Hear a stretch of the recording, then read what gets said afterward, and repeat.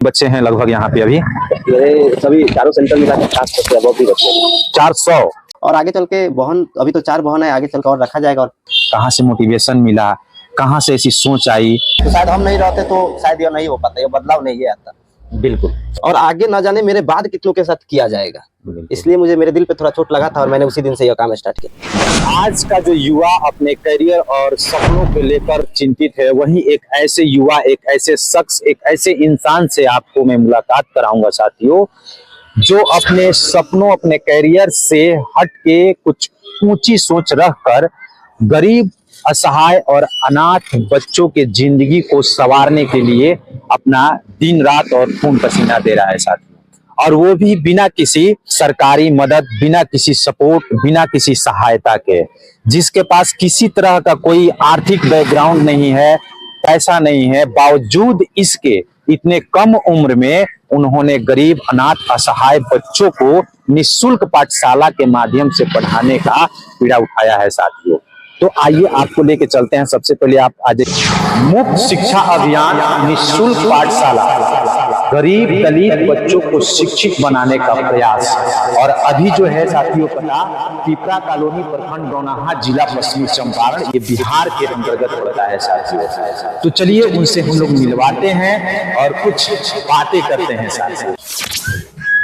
कैसे हैं सर? ठीक है। आपकी चर्चा सोशल मीडिया पे पूरी हो चुकी है, अच्छे अच्छे सेलिब्रिटी, एक तरह से कहिए, लोग मिलने आ रहे हैं, अच्छे लोग मिलने आ रहे हैं। क्या नाम पड़ता है आपका? मेरा नाम आकाश मित्रा हो। आकाश मित्रा। निःशुल्क पाठशाला ये आप ही के माध्यम से चलता है? जी। अच्छा, कितने बच्चे हैं लगभग यहाँ पे अभी? मेरे सभी चारों से बच्चे हैं लगभग यहाँ पे अभी? मेरे सभी चारों सेंटर मिला के 400 से अबव भी बच्चे हैं। 400? कितने सेंटर है? 4 सेंटर है।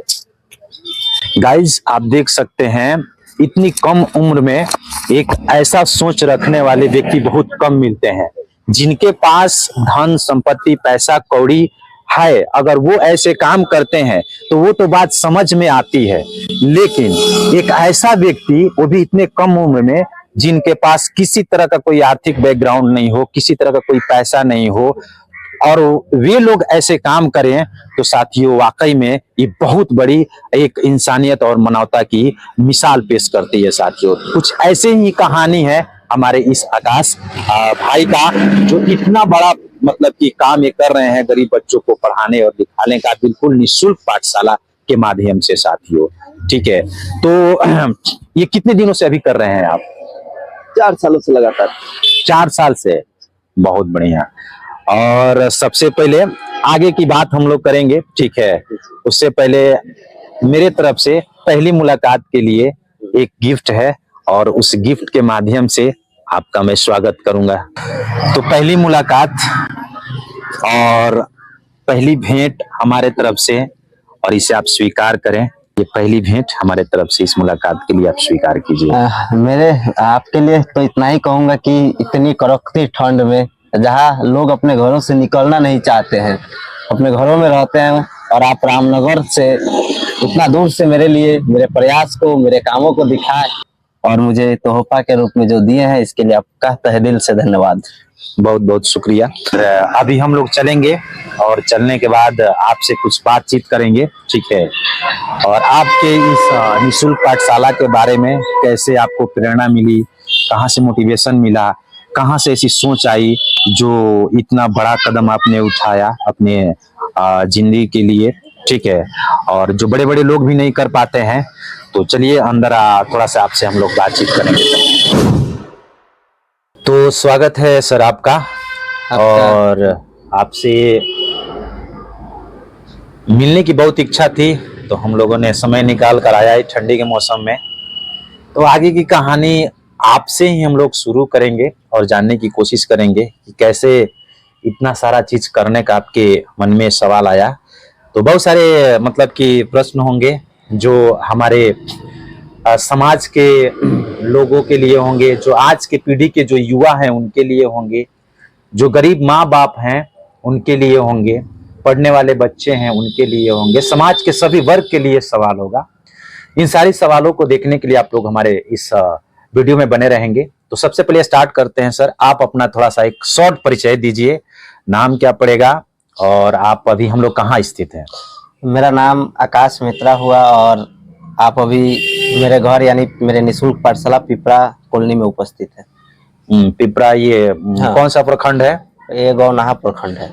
जी दोस्तों, मतलब कि बिहार राज्य के पश्चिमी चंपारण जिला के ये गौनाहा प्रखंड, और गौनाहा प्रखंड के पिपरा चौक जो है वहां पे फिलहाल हम लोग मौजूद हैं। सबसे पहले बताइए कि आपके मन में, जहां आज की जो युवा पीढ़ी है अपने सपनों को, अपने करियर को बनाने के पीछे लगी हुई है, तो आप अपने सपने, अपने करियर को छोड़ के ये मन में कैसे आया कि एक गरीब बच्चों के भविष्य को मैं बनाऊं, और इसमें क्या नुकसान, क्या फायदा, ये सारी चीजें आपके मन में आई होंगी।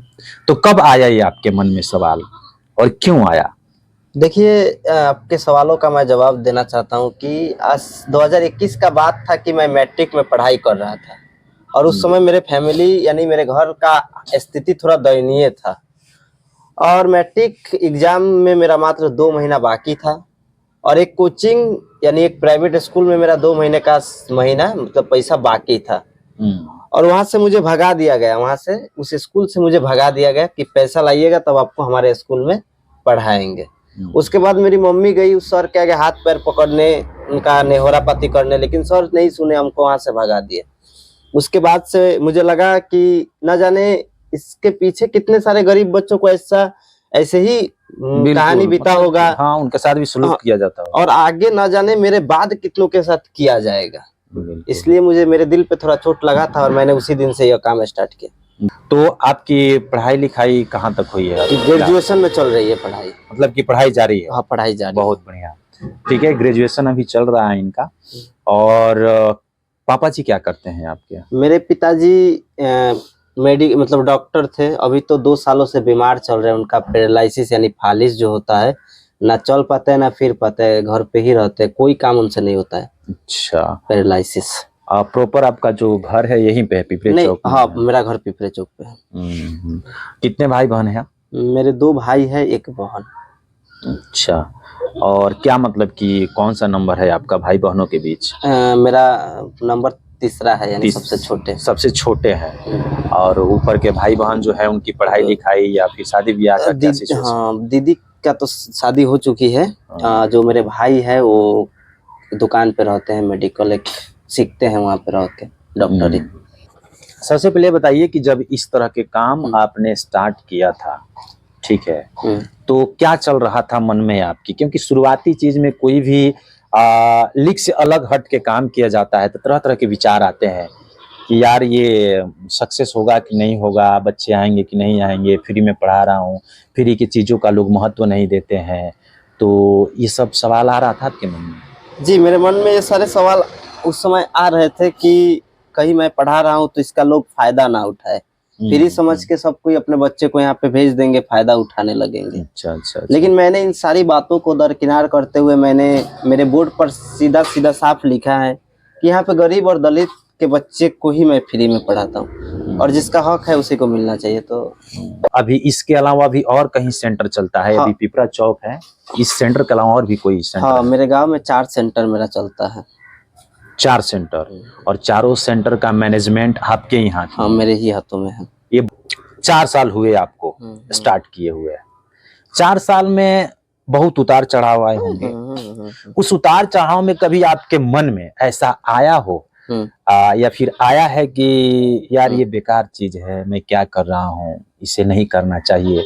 मतलब कि कहने का मतलब सीधे सीधे बातों पर कभी छोड़ने का मन आपके अंदर आया नहीं? या फिर अगर आया होगा तो कौन सा मतलब कि इंसिडेंस है जिसके मतलब कि कारण होगा कि भाई अब छोड़ते हैं इसको, इस तरह का कोई बात आपके साथ हुआ? नहीं, मैंने इसको स्टार्ट ही किया था कि जब तक लक्ष्य हासिल ना कर लिया जाए तब तक पीछे नहीं हटना है और जब तक यहाँ के बच्चे को शिक्षा के प्रति जागरूक ना कर दूं, यहाँ के छोटे से लेकर बड़े तब तक नहीं छोड़ सकता हूँ। बहुत बढ़िया, बहुत बढ़िया। साथियों, इनका जो लक्ष्य है, इनका जो गोल है बिल्कुल सीधा है कि अपने आस पास कि जितने भी बच्चे हैं खासकर गरीब तबके के, उनको बिल्कुल एक सही स्थान पे पहुंचा कर ही, सही स्थान इन द सेंस ये कि कम से कम उनको मैट्रिक इंटर तक पढ़ा के और फिर इसको मतलब कि छोड़ा जाएगा। ठीक है, तो अभी हमें बताइए कि किस क्लास तक पढ़ाते हैं अभी यहाँ? अभी पहला से 8वां तक के बच्चों को मतलब रेगुलर पढ़ाते हैं, और मेरी जो बहन सब है वो लोग मैट्रिक के बच्चों को भी पढ़ा देती है कुछ का। इस तरह के बच्चे आपके पास ज्यादा मतलब कि हैं या आते हैं? किस आधार पर बताया जाता है? जैसे हाँ, जातिगत आधार पे बताइए या फिर आपको इकोनॉमिक जो होता है आर्थिक स्थिति के आधार पर भी बताइए। जातिगत आधार पर तो हमारे पास जितने भी बच्चे हैं उसमें 90% बच्चे जो दलित लोग हैं उन लोगों के हैं, और जो माझी कम्युनिटी से आते हैं उन लोगों के बच्चे हैं। अच्छा, और 10% बच्चे ऐसे हैं जो रोड पर रहते हैं, अत्यंत ही गरीब है, जिनके माता पिता असमर्थ है कॉपी कलम दिलाने में, वैसे बच्चे हैं। बिल्कुल बिल्कुल। तो साथी इनके पास जो भी बच्चे हैं बिल्कुल असहाय है, जिनके गार्जियन के पास किसी तरह का कोई सहारा नहीं है, वैसे बच्चों को, जैसा कि इनके शब्दों में इन्होंने कहा कि रोड पर भी जो बच्चे होते हैं उन्हें भी उठाकर इस विद्या के मंदिर में ये लाते हैं और विद्या देने का काम करते हैं बिल्कुल निःशुल्क। आपको नहीं लगा कि इस दरमियान कि यार मेरा भी कुछ सपना है और मैं भी अपने सपनों को, अपने परिवार को वक्त दूं, उनके लिए कुछ कमाऊं, क्योंकि निःशुल्क है तो जाहिर सी बात है कि आपको कहीं से पैसा नहीं आता है। तो इंसान की कुछ बतौर मान के चलिए, अभी पापा है, आपके पापा बीमार है, पैरालिसिस के शिकार हैं, तो उनके लिए भी पैसे की जुगाड़ मतलब की है। तो कभी मतलब कि इन सारी चीज़ों पर ध्यान आपका नहीं जाता है कि क्या कर रहा हूँ, इससे कुछ नहीं हो पा रहा है? लेकिन सही बात है कि हम युवा है और घर के उम्मीद है, उम्मीद तो हमसे ही ना है, घर के लोगों को है, कुछ तो घर के लिए करना है। लेकिन जो मेरे साथ कहानी बीता था उसमें थोड़ा चोट लगा था, इसलिए इसको स्टार्ट किए हैं। और आगे चल के बहन, अभी तो 4 बहन है, आगे चल के और रखा जाएगा और 3-4 बहनों को इस सेंटर पर रखेंगे और कुछ अपने लिए किया जाएगा, आगे चल के देखा जाएगा उसके लिए। अच्छा, इस अभी फिलहाल आपके साथ साथ अभी आप अकेले हैं या फिर आपके साथ कोई है? क्योंकि 4 ब्रांच हैं इसके, 4 सेंटर चलते हैं, तो चारों सेंटर को मैनेज करना मेरे समझ से अकेले की बस की बात नहीं है। ठीक है, 4 सेंटर हैं और तो आपके साथ और लोग भी हैं कोई? हाँ, मेरे साथ मेरी 4 बहनें हैं। आपकी खास नहीं, मेरी खास बहनें नहीं है, पट्टी पटदार अदर गांव की है। हाँ, अदर गांव की है, अलग अलग गांव से हैं। तो वो कैसे आप उन तक पहुंच पाए, कैसे पहुंच पाए? देखिए उन लोग भी अपने घर पे, वो बहन सब जो है वो भी 10-15 बच्चों को पढ़ाती थी फ्री में। अच्छा अच्छा। और हमको पता लगा और हम जाके ऐसे बहनों से मिले और बोले कि बहन क्यों ना हम आपके साथ है, आप भी हमारे साथ जुड़ जाइए, हम लोग चलिए मिलकर, आप भी उसी रास्ते पे हैं और हम भी उसी रास्ते पे, चलिए हम लोग मिल जाए तो हम लोग का रास्ता और आसान हो जाएगा। तो बहन सब अपने घर पे भी पढ़ाती है और मेरे सेंटर पर भी अपना समय कीमती देती है। और 4 सेंटर है, चारों सेंटर मिला के कितने बच्चे लगभग हैं? मेरे पास 400 से ज्यादा बच्चे हैं। 400 से ज्यादा बच्चे हैं। अभी आपके इस 4 साल में, ठीक है, ऐसा कहीं वाकया हुआ, कुछ ऐसा इंसिडेंट हुआ जहाँ पे लगा कि नहीं अब लगता है कि ये जो हम कर रहे हैं ये खत्म हो जाएगा? मतलब कि आपको पर्सनल लेवल पे नहीं, जैसे किसी बाहरी सोर्स के माध्यम से। बहुत सारे लोग होते हैं जो लगता है कि नहीं यार ये क्यों बच्चों को पढ़ा रहा है, चाहे कर रहा है तो अच्छा काम कर रहा है, क्योंकि अच्छे बुरे, जहाँ गलत है वहाँ सही है, जहाँ अच्छा है बुरा है, नेगेटिव पॉजिटिव, दिन रात सुबह शाम सब है। आप अच्छा काम कर रहे हैं, जेन्युइन बात है, एकदम फैक्ट बात है, तो इस पे कुछ बुरे लोगों का नजर भी पड़ेगा। तो कभी ऐसा कोई वाकया हुआ जहाँ पे आपको लगा कि यार दूसरा कोई डिस्टर्ब कर रहा है और लगता है कि हमारा जो सिस्टम है खत्म होने वाला है 4 साल के दरमियान? हाँ, ऐसा मेरे साथ होता रहता है और हुआ भी है। बहुत सारे हैं जो, कुछ लोग कहते हैं कि यह शायद बच्चों को पढ़ाकर राजनीति करना चाहता है, कुछ लोग कहता है ये अपना घर परिवार चलाता है इसी से। अच्छा, ऐसे ऐसे सवाल भी आते हैं तो आंखों से उस समय आंसू आ जाते हैं कि भाई मैं क्या कर रहा हूँ और ये लोग क्या सोच रहे हैं। मैं चाह रहा हूँ कि मेरा गांव आगे बढ़े, मेरा पंचायत का विकास हो, लेकिन ये लोग कहते हैं कि आप ये राजनीति करना चाहता है, कुछ लोग कहता है ये अपना खाना पीना चलाता है इसी के माध्यम से। तो हुआ है। किताब कॉपी जो होता है, पढ़ने वाला जो भी सामग्री है, ठीक है, तो शुरू में आपको मैंने नहीं लगा कि भाई इतने लोगों को मैं कहाँ से दे पाऊंगा, ये पढ़ाई होगी तो उसी के माध्यम से होगी, तो वो कहाँ से मतलब कि शुरू में आप उन लोगों को व्यवस्था करते थे? हाँ, जब हम शुरुआत किए तो उस समय तो हमको कोई कहीं से मिल भी नहीं रहा था, क्योंकि उस समय स्टार्ट किए थे तो मेरी मम्मी का एक छोटा सा जॉब है, आशा वर्कर है। अच्छा, आशा। और मेरी मम्मी शुरू में ही बोली थी कि तुम काम करो, और मम्मी मेरी सैलरी में से 60-70% पैसा हमको देती थी शुरू में। वाह। अपने सैलरी में अगर 10,000 का महीना उनको मिलता था तो हमको 7-8 हजार रुपया दे देती थी, और उसी पैसे से मैं बच्चों को कॉपी कलम, कभी कुछ बच्चों को बैग का वितरण करता था। आज आकाश जी को इस लेवल पे देख रहे हैं कि 400 बच्चों को निःशुल्क शिक्षा दे रहे हैं, तो कहीं ना कहीं इसके पीछे इनके गार्जियन का सपोर्ट भी है। जैसा कि इन्होंने कहा, मम्मी हमें अपनी सैलरी से, और सैलरी आशा की सैलरी कितनी हो सकती है, सबसे पहले तो माता जी को सैल्यूट है, जो इनके कार्य में अपने जो भी मेहनतनामा होता है उसमें से इन्हें देती है बच्चों के कॉपी किताब खरीदने के लिए। तो अभी मतलब कि बच्चों का शुरुआती में तो आपको थोड़े बच्चे थे तो उस हिसाब से चल जाता था, लेकिन अब 400 बच्चों को कॉपी कलम किताब देना, उसको कैसे मैनेज करते हैं? उसको मैनेज ऐसे होता है कि कुछ कुछ लोगों से जाकर मिलते हैं, कुछ समाज सेवी लोगों से, कुछ नेताओं से, छोटे बड़े नेताओं से, और गांव के मुखिया, वार्ड बीडीसी, ये लोग थोड़ा बहुत मदद कर देते हैं, कॉपी कलम दे देते हैं। कोई 50, कोई 100, कोई 150 कॉपी, किसी कोई बर्थडे पर देते हैं, कोई अपने हर खुशी पर इन बच्चों के बीच आकर कॉपी कलम दे देते हैं, तो उसी से मैनेज होता रहता है। ठीक है, तो हमारे आकाश भाई को आप लोग भी अपने स्तर से जो भी हो सकता है सपोर्ट करने की कोशिश कीजिएगा। 400 बच्चों को ये निःशुल्क पढ़ाते हैं, तो जाहिर सी बात है कि जो पठन पाठन की सामग्रियां हैं उसी से अध्ययन और शिक्षा का कार्य पूरा हो सकता है। तो बिल्कुल निःशुल्क पढ़ाते हैं। अब कोई इनका बैकग्राउंड भी ऐसा नहीं है कि ज़्यादा पैसा है या पैसे वाले हैं तो चलो इस पे खर्चा किया जाए। आप लोग जहां से देख रहे हैं इनको सपोर्ट करने की कोशिश कीजिएगा, ठीक है। अच्छा, इस फैसले पे जैसे आपने फैसला लिया कि चलो भाई हम पढ़ाते हैं बच्चों को निःशुल्क, ठीक है, आपके परिवार का, आपके माता पिता का क्या रिएक्शन था? मतलब कि पहली दफा आपने जब बताया होगा कि भाई हम ये करना चाहते हैं, ठीक है, क्योंकि हर एक माता पिता का, हर एक गार्जियन का सपना होता है कि मेरा जो बेटा है पढ़ लिख कर अच्छा से हमारा सहारा बने, 2 पैसा कमा के दे, ठीक है। लेकिन उस माता पिता के सोच से कहीं 2 कदम आगे सोचकर आपने फैसला लिया है, ठीक है, और ये बहुत बड़ा फैसला है, ठीक है। तो क्या रिएक्शन था माता पिता का? नहीं, देखिए, जब मेरी मम्मी को वहां से भगाया गया ना था, हमको भगाया गया था तो उतना दुख हमको नहीं हुआ था जितना कि मेरी मम्मी को भगाया गया था तो दर्द हुआ था। तो घर गए तो मम्मी से बोले कि मम्मी अब हमको ये सब छोड़ के ये सब करना है, यानी अब हमको गांव के बच्चों के लिए कुछ करना है। तो मेरी मम्मी बोली कि हम तुम्हारे साथ है, जहाँ भी जिस मोड़ पे तुमको सपोर्ट चाहिए मेरे तरफ से। और मेरे बड़े भाई, मेरे मम्मी, मेरे पापा, यानी मेरे पूरा परिवार मेरा 100% सपोर्ट करता है। यहाँ पे सभी बच्चे जो हैं गरीब तबके के हैं, तो कहीं ना कहीं आपकी जो इमोशंस हैं, भावना है, उनके साथ जुड़ा हुआ है।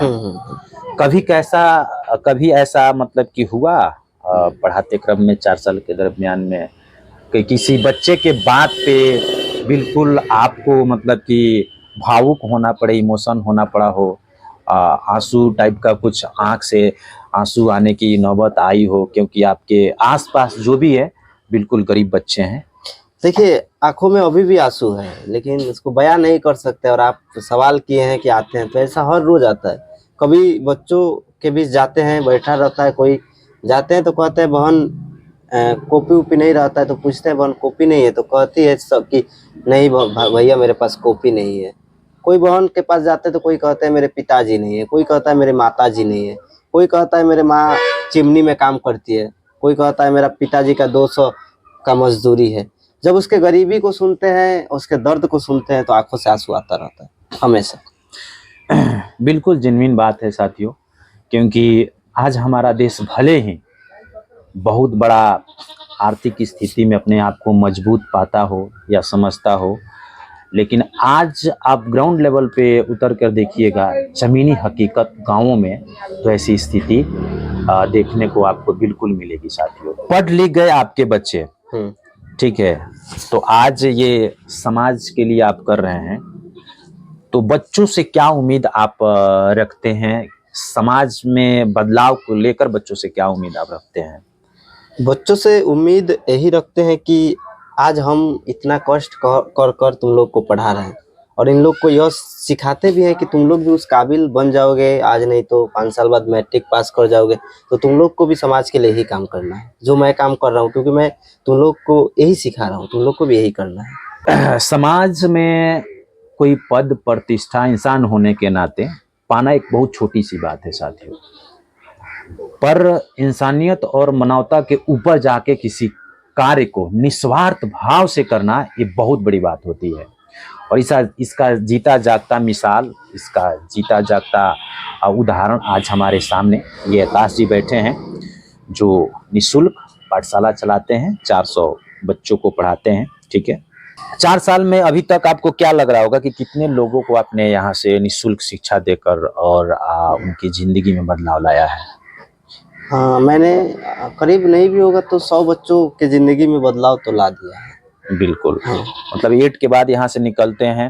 हाँ। फिर वो हाई स्कूल के लिए जाते हैं। हाँ। ठीक है, तो तो अच्छे मार्क्स से कुछ बच्चे निकले भी हैं। बिल्कुल, बहुत बढ़िया। और जड़ जो होती है बच्चों की, शिक्षा की कह सकते हैं, वो बहुत जरूरी होती है। अगर वो अच्छा रहता है तो जीवन की जो नींव होती है शिक्षा की, आगे की शिक्षा की, हायर एजुकेशन की जो नींव होती है, उस जड़ पे टिकी होती है साथियों। और उस जड़ को मजबूत होना अति आवश्यक है। और मजबूत करने के लिए ये हमारे आकाश जी काफी प्रयास कर रहे हैं, बिल्कुल निःशुल्क भाव से। यदि आप नहीं रहते इस इलाके में, ठीक है, आज तो समझिए कि क्या होता उस समय, उस चीज को आप कैसे देखते हैं? अगर जहां से निकाला गया था आपको, आप नहीं होते आज यहाँ पे खड़ा, ठीक है, तो फिर क्या होता? ये जो बच्चे आपके साथ 400 500 पढ़ते हैं, हर एक बैच में निकलते हैं, उन बच्चों के साथ देखिए, अब तो हमको लगता है कि हमको भगाया गया था तो हम तो स्टार्ट किए। अगर हम नहीं रहते तो हम देखते हैं कि बहुत से पढ़े लिखे युवाओं के सामने भी भगाया जाता है।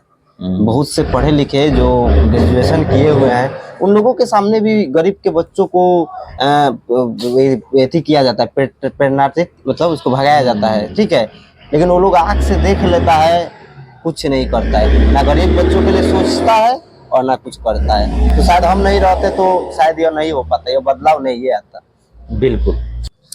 आज का जो युवा है वो सिर्फ पैसा देखता है, अपना सपना, अपना कैरियर बढ़िया से वो ओढ़े पहने, थोड़ा सा चमक दमक में रहे। ठीक है, और आप जो कर रहे हैं इस लेवल पे आके इतनी कम उम्र में करने की चाहत बहुत कम हमारे युवा रखते हैं। ठीक है, तो आपके माध्यम से ऐसे युवाओं को क्या संदेश देना चाहेंगे?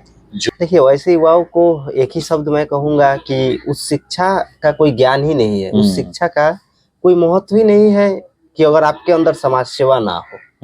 तो अगर आप अगर शिक्षित हैं तो आपके अंदर समाज सेवा होगा, और अगर आपके अंदर समाज सेवा नहीं है तो आपका शिक्षा बेकार है, तो आप युवा के लायक नहीं है, आप युवा नहीं है। यहाँ से बहुत अच्छा एजुकेशन लेके बच्चा जब निकलता है 8वीं पास करके, और आपको भी लगता है कि नहीं, हमने बिल्कुल अच्छा एजुकेशन दिया है, हमारे इस निःशुल्क पाठशाला में जितने दिन भी रहा, बच्चा हो या बच्ची हो, ठीक है, दोनों पढ़ते हैं, लड़का लड़की दोनों, तो आपको कैसा महसूस होता है जब वो बच्चा छोड़ के जाता है आपके इस निःशुल्क पाठशाला को? देखिए, उससे लगाव भाई और बहन का हो जाता है, क्योंकि शुरू से उसको पढ़ाते हैं, तो जब वो यहाँ से निकलता है तो आंखों से आंसू आते रहता है कि काश हमारे साथ जुड़ी रहती हमेशा। बिल्कुल, चलिए, होता रहता है। ये बताइए कि 4 सालों के दरमियान में यहाँ पे लोग आपको गलत तरीके से इस्तेमाल करने की कोशिश की है, क्योंकि बहुत सारे अभी ऐसा है कि लोगों का लगता है कि भाई ये बिल्कुल बना बनाया हुआ सिस्टम है। ठीक है, यहाँ पे हम जाते हैं और इनको बहला फुसला कर डायरेक्ट या इनडायरेक्ट रूप से हम मतलब कि इसका मालिक बनेंगे, या फिर ये जो किए हैं उसका क्रेडिट हम लेंगे। ठीक है, तो ऐसा कभी हुआ है जो लोग आपको गलत इस्तेमाल करना चाहा हो? मेरे साथ सही बात बोले हैं कि इस्तेमाल किया गया। हम इस्तेमाल मतलब होने वाले थे लेकिन हुए नहीं हैं। कुछ साल पहले का बात है, 1 साल पहले का, एक आदमी आए और बोले कि हम छोटे से कास्ट से हैं, दलित कास्ट से हैं, और हम दलित और गरीब बच्चों को बच्चों के आगे बढ़ाने के लिए शिक्षा के क्षेत्र में प्रयास करते रहते हैं। तो हम सोचे कि चलिए, तो आए यहाँ पे, बच्चों से मिले और बच्चों के लिए बैग वगैरह बहुत सारी चीज़ों का वितरण किए। और हम सोचे कि चलिए, आपका सोच भी अच्छा है, मेरा सोच से मैच कर गया, हम उनसे जुड़े। और हुआ यह कि बाद में अपना ही राजनीति, अपना चाल खेलने लगे और हमको बोले कि अब आप हमारा नाम का प्रचार, अगर कोई भी वीडियो बनाते हैं तो उसमें हमारा प्रचार होना चाहिए, आपका निःशुल्क पाठशाला हटा देना चाहिए। ऐसी ऐसी बातें हैं। और बहुत सारे संस्था, एनजीओ, जो एनजीओ चलते हैं, बहुत सारे एनजीओ तो बिना इथी के मेरे फोटो फेसबुक से निकाल के बैनर बनवा के भेजवा देते हैं कि आकाश जी इसके माध्यम से काम कीजिए, इसको लगवा के काम कीजिए, आपको 2000-4000 का सैलरी दे देंगे अच्छा खासा। क्या झूठ मूठ का उसमें पड़े हैं, आप हमारे साथ आ जाइए। बस ऐसी ऐसी बात है। बावजूद भी आपने अपना जो मेन थीम है, अपना मेन सोच है, आपने नहीं बदला। नहीं, बहुत सारे लोग पैसे देकर आपको लुभाने की या फिर उसके लालच में आपको बहकाने की कोशिश की है, लेकिन अभी भी आप जिस सोच के साथ चले हैं अभी चल रहे हैं। हाँ, आपके वीडियो में भी मैं कह देना चाहता हूँ, अगर वैसी सोच अगर किसी के अंदर है तो आप हमसे मिलिए मत। हम इतना ही कहेंगे, वैसे लोगों से हम बहुत दूर रहते हैं, हमसे मिलिएगा ही मत। 5 साल 10 साल में आपका क्या प्रोजेक्ट है? आप अपने आप को कहाँ देखना चाहते हैं? मतलब कि आगे क्या रणनीति है, क्या आगे? तो हम यही कहेंगे कि आज मेरे पास 500 बच्चे हैं, तो आगे मैं प्रयास करूंगा कि 5-10 हज़ार और ऐसे ही बच्चों को मैं शिक्षा दूं और कोई अच्छा प्लेटफॉर्म हम लोग को मिल जाए, ताकि यहाँ का सरकार का नज़र हम लोग पर पड़े और सरकार हम लोग को कोई पावदान यानी कोई रास्ता बताए, कोई रास्ता दे, ताकि सरकार के साथ हम लोग जुड़ के कुछ अच्छा बेहतर आगे के लिए कर सके। बिल्कुल बिल्कुल साथियों, यदि आप भी समाज के प्रति डेडिकेशन है, श्रद्धा रखते हैं, या फिर सरकार हमारी इस वीडियो को देख रही है, गवर्नमेंट जो है देख रही है, कोई संस्था भी देख रही है जो निःशुल्क शिक्षा या समाज के लिए करती है कोई ऐसा काम, तो आप इनसे कांटेक्ट कीजिए, ठीक है, हमारे वीडियो के माध्यम से कांटेक्ट कीजिए और इनको आगे बढ़ाने के काम कीजिए। असल में इंसान की सच्ची इंसानियत और मानवता यहीं से शुरू होती है और इसी में है साथियों। पैसे तो बहुत लोग कमाते हैं और उस पैसे का गलत इस्तेमाल भी करते हैं, लेकिन इनके पास कुछ नहीं ऐसा जो वो बड़ा कर सके। बावजूद इसके ये बहुत बड़ा कर रहे हैं साथियों, बिना पैसे के, सिर्फ एक सोच, जुनून और जज्बा के साथ। निःशुल्क पाठशाला में कैसा लगा हम लोगों से मिलके आपको? और आप हमारे पास आए हैं इतना दूर से, रामनगर से, और इतनी ठंड में, और हमसे मिले हैं, इसके लिए आपका जितना धन्यवाद करो उतना कम है। बाकी मैं आपका आभारी रहूंगा दिल से जिंदगी भर। और आपके सवाल मौसम ठंड है लेकिन सवाल तो कड़वे थे। सवाल बहुत कड़वे थे, लेकिन मैंने प्रयास किया कड़वे सवालों का जवाब देने का। कुछ सवालों का अगर मिस्टेक हुआ होगा तो अगली वीडियो में नहीं, मिस्टेक नहीं हुई है। बिल्कुल आपने सादगी के साथ प्रत्येक सवालों का जवाब दिया है और यही सादगी, यही सोच, यही अदा आपके अंदर मैं चाहूँगा हमेशा बना रहे। आज इस निःशुल्क पाठशाला के 4 सेंटर आप चला रहे हैं। हमारी ऐसी मनोकामना है, ठीक है, कि भविष्य में आप बहुत सारे ऐसे अनगिनत पाठशाला का मैनेजिंग आपको ऊपर वाले करने का मौका दें, बहुत सारे बच्चों को जिंदगी संवारने का मौका दें। कि साल 2025 का आज लास्ट दिन है और नए साल के लिए आपको ढेर सारी शुभकामनाएं। नए साल में बच्चों के जिंदगी को संवारने के लिए आप एक अलग जोश, जुनून, ऊर्जा के साथ काम करें, उनके जिंदगी को एक अलग मुकाम पे लेकर जाएं, ऐसी हमारी शुभकामना है। हमारे दर्शकों के माध्यम से, हमारे व्यूअर्स के माध्यम से ऐसी दो शुभकामना है। साथियों, ये वीडियो कैसा है, ऐसे लोगों को सपोर्ट कीजिए। मैं भी हाथ जोड़ के आप लोगों से निवेदन करता हूँ, ज़्यादा से ज़्यादा शेयर कीजिए इस वीडियो को, ताकि अलग अलग जगहों से लोग देखें और इनको सपोर्ट करें।